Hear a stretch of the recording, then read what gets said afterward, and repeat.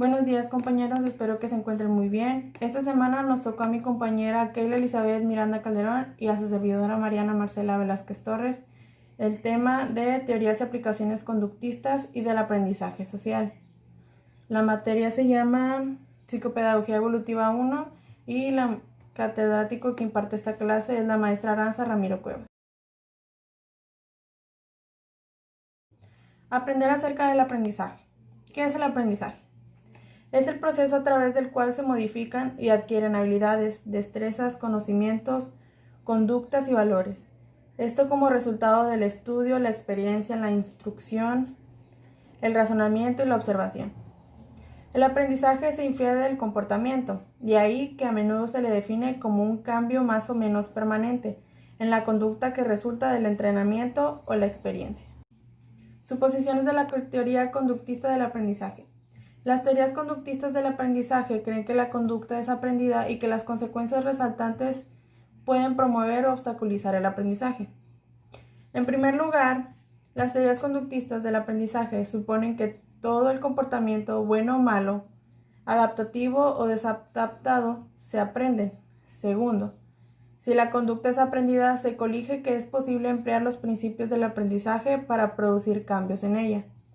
Durante siglos, padres y maestros han aplicado los principios de la teoría conductista del aprendizaje para enseñar y disciplinar a los niños, como cuando los padres le dicen, si comes las legumbres, tendrás postre, o cuando el maestro promete que cuando termine el trabajo de matemáticas podrás salir al recreo.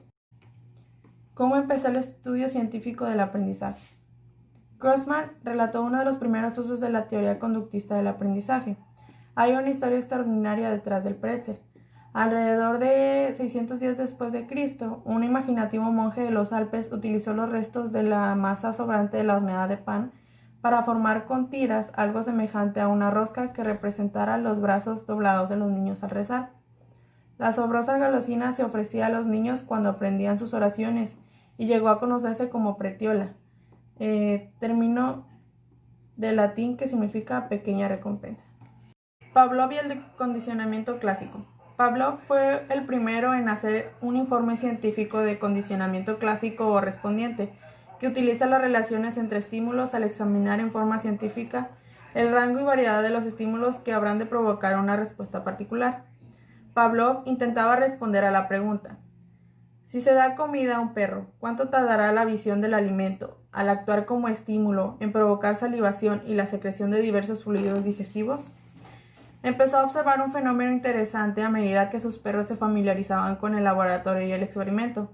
Empezaban a salivar y a secretar ácidos estomacales en cuanto él entraba al laboratorio. Pavlov ya sabía que sus perros salivaban en cuanto veían la comida, pero se preguntó si solo la visión de la comida provocaba la salivación anticipada o si ésta podría ser provocada por cualquier otro estímulo, como el sonido de un tono antes de comer. Pavlov aisló a un perro hambriento. Luego hizo sonar un diapasón para producir un tono e inmediatamente alimentar al animal. En forma progresiva, la salivación empezó a producirse antes de que el perro recibiera el alimento, pero después del tono. En poco tiempo, Pavlov logró que sus perros experimentales salivaran en ausencia del alimento. Se conoce a la comida como estímulo incondicionado y a la reacción que éste produce como respuesta incondicionada. Ahora se presenta un estímulo neutral que en principio no provoque la respuesta incondicionada, la salivación, al que se llama estímulo condicionado. El estímulo condicionado puede presentarse simultánea e inmediatamente antes del estímulo incondicionado, después del cual ocurre la respuesta incondicionada. Se llama respuesta condicionada a la salivación que se presenta ante el tono en ausencia de la comida. ¿Alguna vez has sentido miedo por algo y no comprendes por qué reaccionas de determinada forma? Por ejemplo, estar ante la presencia de una cucaracha voladora, una serpiente, una abeja, una araña, el ladrido de un perro, un sonido fuerte o a la oscuridad, en fin. Ahora, imagina que en este momento viene a tu mente tu comida favorita, tacos, sushi, hamburguesa, entre otras cosas. El condicionamiento clásico explica toda esta serie de respuestas o reflejos, como podría ser la salivación al imaginar esto y toda una serie de respuestas involuntarias, es decir, que no llegamos a tener un control de nuestras acciones ante un determinado estímulo o evento. Esta teoría del aprendizaje es propuesta por Ivan Pavlov, un fisiólogo ruso conocido por sus experimentos con perros. Pavlov nació en el año de 1849. Su principal objetivo en sí no era estudiar el aprendizaje, sino los jugos gástricos que producían los perros al presentarles comida, haciendo una pequeña perforación en su cuello, colocando un tubo de ensayo y realizando una serie de registros. Tras este experimento, Pavlov se dio cuenta de manera accidental que el perro salivaba incluso antes de presentarle la comida, y más tarde observó que tan solo con escuchar los pasos de las personas que ingresaban al laboratorio a darle de comer, comenzaba a salivar. Posteriormente se cubrió el frente del perro para que no pudiera ver y colocaban un metrónomo justo antes de presentar la comida. Tras la repetición de estos pasos, se dieron cuenta de que era suficiente presentar un sonido antes de entregar la comida para que esto sucediera. Posteriormente, intentaron con más sonidos y el efecto era exactamente el mismo tras varias repeticiones. Después de este experimento, se comprobó que un sonido podía producir la misma respuesta de salivación que la presentación del alimento. Lo mismo que sucede contigo al escuchar el sonido del carrito de las nieves o ver una imagen de miedo en internet. Para explicar esto, Pavlov formuló una estructura. Primero, tenemos el estímulo incondicionado, que es aquel que de manera automática provoca una respuesta en el organismo. Después, la respuesta incondicionada, que es la salivación del perro, o sea, la respuesta involuntaria, y el estímulo neutro, que era el sonido del metrónomo, que más tarde tomaría el valor del estímulo condicionado, que genera una respuesta condicionada en el organismo. Es decir, ahora sonar la campana produciría el mismo efecto que presentar la comida. En videos anteriores explicamos la estructura del condicionamiento clásico. ¿Recuerdas cuál era? Te ayudaremos un poco. El primero de ellos es estímulo incondicionado. Después viene la respuesta incondicionada. Estímulo neutro, estímulo condicionado y respuesta condicionada. Esa es la estructura general del condicionamiento clásico. El día de hoy nos vamos a enfocar en el estímulo incondicionado y en la respuesta incondicionada. El estímulo incondicionado refiere a todo aquel estímulo que de manera automática y sin un aprendizaje previo genera una respuesta en el organismo. Y una respuesta incondicionada es aquella respuesta refleja, es decir, lo resultante de presentarse el estímulo incondicionado. Veamos algunos ejemplos. Ante la presentación de comida, como respuesta automática, tenemos la salivación. La luz directa a tus ojos provoca una contracción de las pupilas. La cercanía al fuego provoca una reacción de alejarse y una coloración de la piel. Un sonido fuerte puede traer consigo el sobresalto o un susto. Como puedes ver, es muy sencillo. Se presenta el estímulo sin previo aprendizaje, es decir, de una forma innata, y se genera una respuesta en el organismo sin previo aprendizaje. Estímulo neutro. Parte de la estructura del condicionamiento clásico de Pavlov. El estímulo neutro refiere a todo aquel estímulo que, estando presente en el ambiente, no provoca ninguna respuesta en el organismo. Dicho en otras palabras, es todo aquello que está a nuestro alrededor, pero que no nos provoca ninguna sensación. Algunos ejemplos podrían ser un lápiz, un espejo, un insecto, una persona, la oscuridad, el sol, una pared, etc. Y posteriormente, ese estímulo neutro, que no provoca nada en un organismo, una vez asociado con un estímulo incondicionado, pasa a ser un estímulo condicionado, que generará una respuesta muy similar que presentar directamente el estímulo incondicionado. Es decir, antes de asociarse se llamará estímulo neutro, y después de asociarse se llamará estímulo condicionado.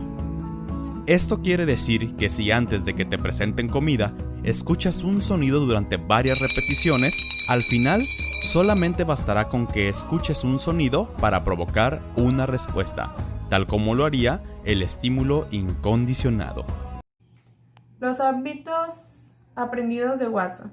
En 1913, Watson publicó un trabajo en el cual proponía que muchas actividades humanas podrían explicarse como hábitos aprendidos. Muchos consideran que el trabajo de Pavlov y de Watson son la piedra angular en la teoría conductual contemporánea del aprendizaje. El ambiente en el aula. Renata, una alumna de cuarto grado, camina deprisa por el patio de la escuela y justo cuando alcanza el umbral empieza a sonar la campana que anuncia su retardo. La niña se estremece, empieza a sentirse nerviosa y mientras el sudor le corre y el nudo le aprieta la garganta, las lágrimas asoman en sus ojos. La niña recuerda vívidamente 2 ocasiones en que llegó tarde. La maestra la regañó en frente de sus compañeros, la envió a la oficina del director y la retuvo después de clases para reponer el tiempo perdido. La campana que indica el retardo ahora simboliza para Renata algo más que una campana. Es un estímulo tan aversivo que sus sonidos generan varias reacciones fisiológicas y psicológicas complejas. En condiciones normales, el sonido de una campana no provoca ansiedad o lágrimas en los niños que inician el primer grado, cuando se encuentran seguros en el salón de clases. Pero si estos niños aprenden que el sonido de la campana significa un retardo y que si no se encuentran en clases, se enfrentarán a la ira de la maestra, entonces el sonido provocará ansiedad, frustración e incluso llanto. Factores externos que afectan la conducta del estudiante. Cuando los profesores presentan estímulos que provocan temor, como el ridículo, el desprecio y el sarcasmo, los resultados pueden generalizarse al grado de que hablar ante el grupo puede producir tanto temor y ansiedad, como en el caso en el que el tono provocaba salivación en los perros de Pavlov. Los profesores deben estar conscientes de los peligros potenciales del uso del ridículo, las amenazas, el sarcasmo y la humillación. Desde el punto de vista ético, estos abusos no tienen justificación. Desde el psicológico, el daño potencial está bien definido en los principios del condicionamiento. ¿Cuáles son los comportamientos de los estudiantes? El aprendizaje y la conducta operante. La mayor parte de la conducta humana es operante, es decir, conducta que se inicia para operar en el ambiente o modificarlo. ¿Qué es operante o conducta operante? Es una forma de enseñanza mediante la cual un sujeto tiene más posibilidad de repetir las formas de conducta que conlleva consecuencias positivas. Dice que en 1953 Skinner sacó un libro en el que explica cómo influyen los principios conductuales derivados de estudios con animales a la conducta de los individuos en la sociedad. Este autor hizo en los animales que se reflejara una conducta para los seres humanos. Skinner creía que la mayor parte del comportamiento humano es propositivo e intencional más que recreativo. Junto con otros autores trabajaron trabajaron muchos, como en ejemplo Peterson, Roberts, Fox, Astrid, entre otros más. Trabajaron junto a Skinner y demostró cómo pueden utilizarse los principios del aprendizaje en diversos ambientes sociales y académicos. También dice que, según la teoría conductual del aprendizaje, caminar, conversar, brincar, hacer tareas, presentar exámenes, escribir cartas, platicar con un amigo, faltar a clases, morder, llorar, son algunas de las conductas operantes.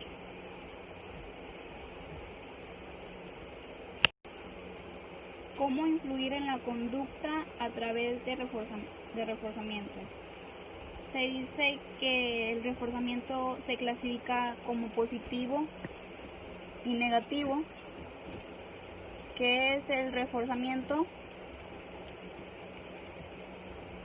Se llama reforzamiento al procedimiento mediante el cual la aplicación de un estímulo hace que aumente la posibilidad de que una conducta se repita en futuro. Y como dice, se clasifica en dos, en positivo y negativo. El reforzamiento positivo es un estímulo que cuando se presenta incrementa la posibilidad de la respuesta o conducta a la cual sugiere. A esto se le llama recompensa, o lo conocemos mejor como recompensa. A esos estímulos y por lo general se le asocia con placer. Algunos reforzadores positivos como la comida, el agua y el abrigo son biológicamente significativos. Para otros, como en la escuela o así, es como una sonrisa, una buena calificación, la aprobada de un examen. Son importantes en el ambiente social. En el campo de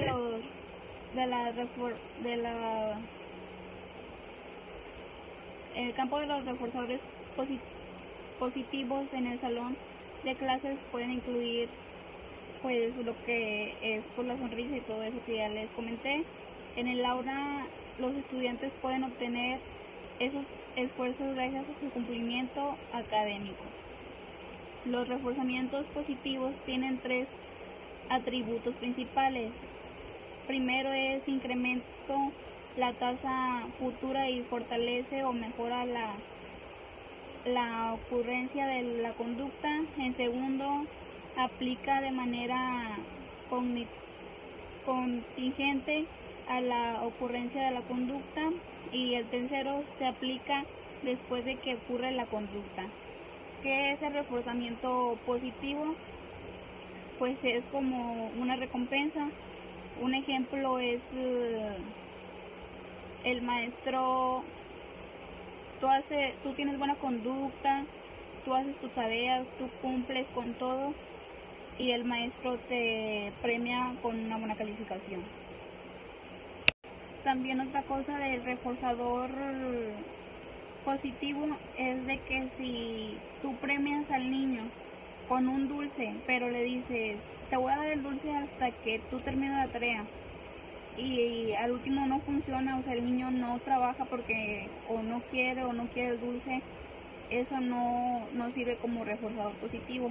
Tiene que ser algo como que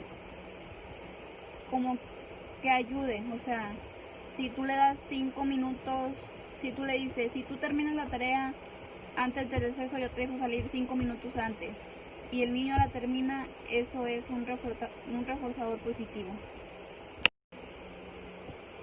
Reforzamiento negativo.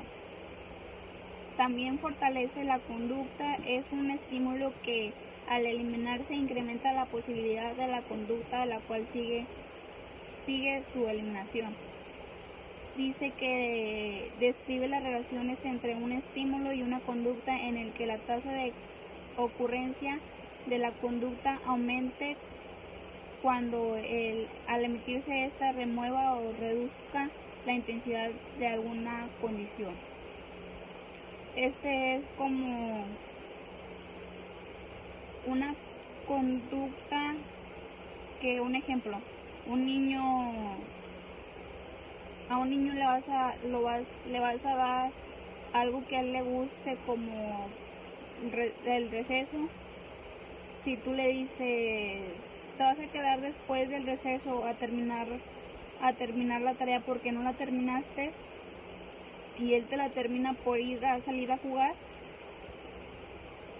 después se le va a quitar eso de que no va a hacer la tarea o no la terminó, se le va a quitar y lo va a empezar a hacer para que no lo dejen después de receso.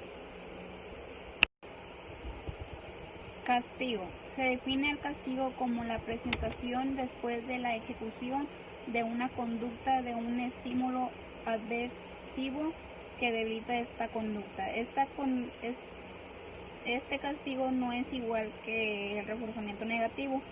Este es más bien como si interrumpe la clase a un alumno o o si está hablando mucho en hora de clase o la maestra está explicando y él está hablando, se le puede poner una sentencia para que después no lo vuelva a hacer. Eso se le puede llamar castigo porque pues se interrumpió la clase o no estaba hablando en clase.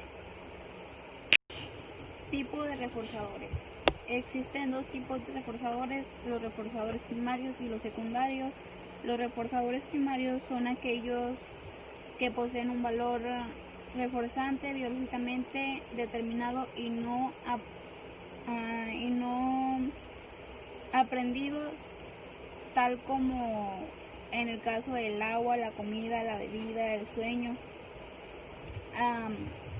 Un ejemplo de esto es de que al niño lo puedes premiar con un dulce, con un jugo, si termina la tarea de español, si termina alguna otra cosa. Y los reforzadores secundarios son aquellos que adquieren su valor por aprendizaje con una sonrisa, una buena calificación o una felicitación. Estos son que pues el niño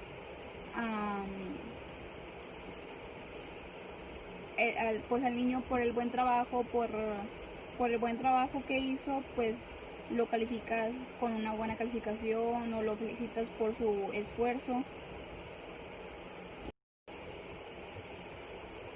Programas de refortalecimiento son reglas que indican el momento y la forma en que la aparición de la respuesta va a ir surgiendo seguida de un reforzador. Hay dos programas de refortalecimiento. El primero es el de intervalo, se basa en el tiempo que tiene que transcurrir antes de que la respuesta pueda obtener una recompensa. Esta recompensa al estudiante por la primera respuesta correcta luego de otras. Si saca la pregunta correcta, se le va a ir premiando. Y existen en el programa de intervalo un programa de intervalo fijo. Este puede ser de tanto segundos, minutos, horas o entre otros. Y un programa de intervalo variable se basa en un intervalo promedio. Si un programa de intervalo fijo de 5 minutos se convierte en uno de intervalo variable, el refortalecimiento podría obtenerse en promedio cada 5 minutos. El programa de razón se basa en el número de respuestas más que en un intervalo. Se le recompensa al alumno luego de cada 4 preguntas correctas. El profesor emplea en este momento un programa de refortalecimiento de razón.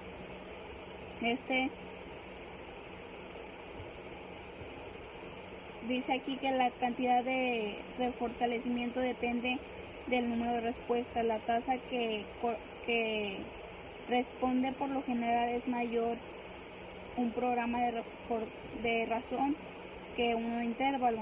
Se dice que las preguntas que respondas son las que son premiadas. Producción de conductas apropiadas en los estudiantes. Existen 3 métodos prospectivos para producir y luego reforzar conductas deseables, que son: el primero es el moldeamiento.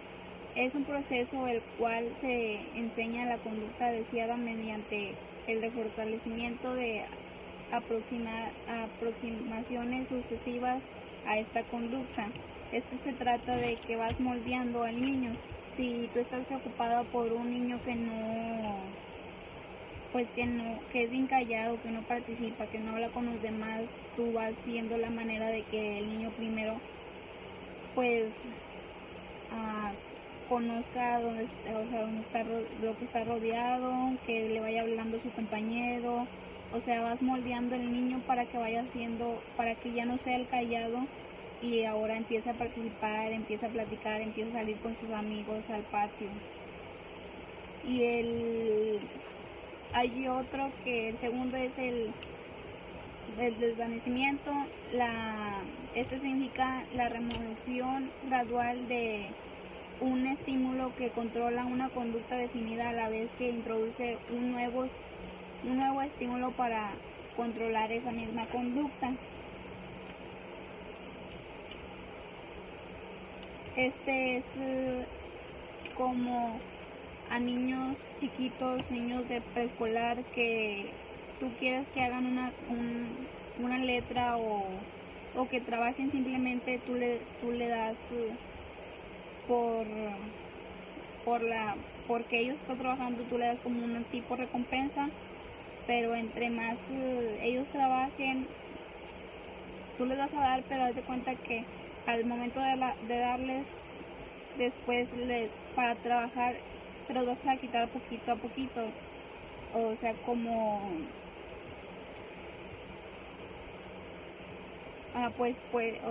pues el dulce se puede ir sustituyendo por una felicitación o una estampa de que lo hiciste muy bien, el trabajo en el que estás haciendo. Otro es el encadenamiento.